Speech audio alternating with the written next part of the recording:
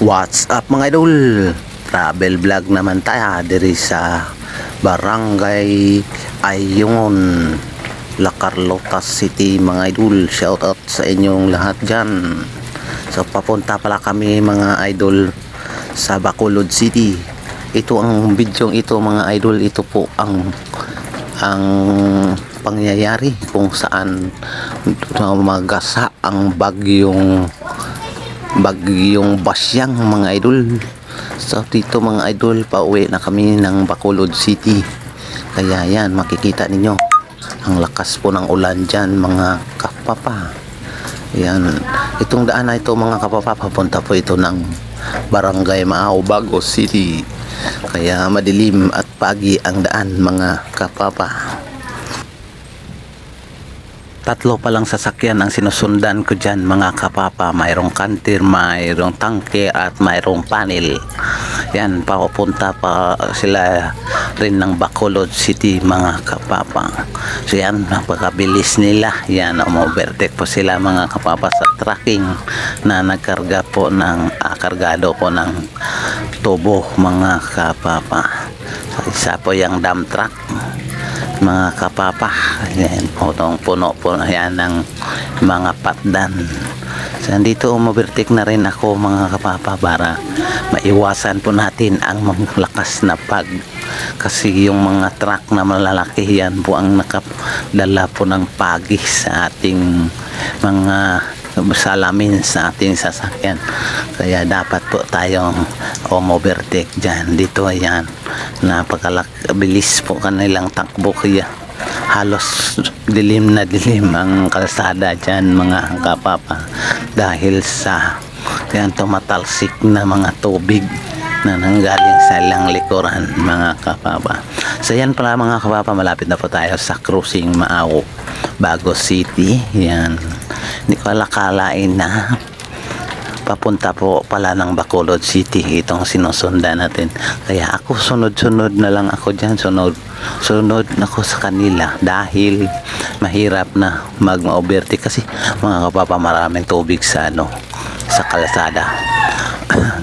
Pag hindi tayo naninilag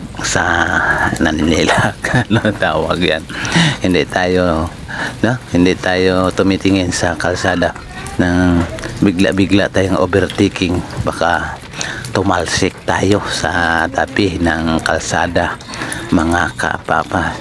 So dito napakadilim na po ng hapon mga kapapa. Actually hindi pa yan hapon mga kapapa. So ang oras sa video yan mga alas 3 pa po ng hapon. So yan, kaliwa na pala kami dito sa Crossing Maaw, malapit na po kami sa Taytay Mining. So dito pala mga kapapa, maraming nagtitinda ng mga mais dito sa lugar na ito mga kapapa. So ayan, at dito sira-sira na po ang kalsada, kaya umiwas na lang po ako diyan. Sumunod na lang po ako sa panel at saka patuloy na sumusunod sa truck mga kapapa.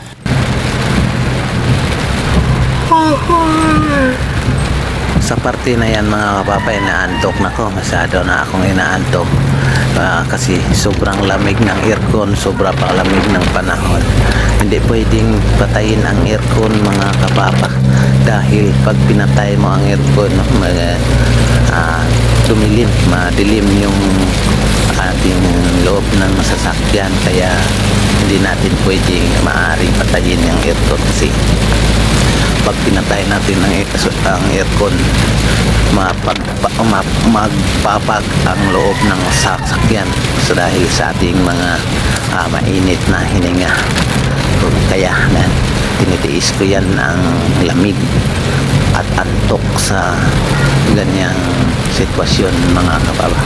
Nasa Taytay Mining na pala tayo mga kapapa, dito sa Barangay Alianza, Bago City. So dito medyo maingat po tayo dahil napakadulas po ng kalsada. Kita-kita nyo naman po mga kapapa kung gaano kabasa ang kalsada dito. So kaya sa ating pagmamaniho medyo ingat rin tayo dahil para maiwasan ang mga sakuna at tuloy sa pagbiyahe. Kaya no, kahit dahan-dahan ang ating pagmamaniho dyan, ang ating pagtatakbo, umiwas na lang po tayo sa mabilis na takbuhan kung ganyan ang sitwasyon na malakas po ang ulan. So dito pala, papunta na po ito ng Barangay Antipolohan dito sa Bagos City. So kita-kita nyo, napakaganda po ng kalsada. So ayan, pero sa ganitong mga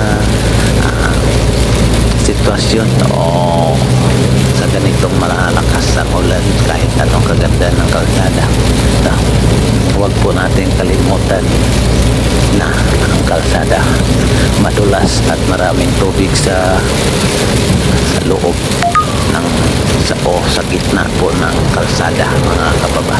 Kaya iwas na lang po tayo sa ating magbibilis na pagmamaniho.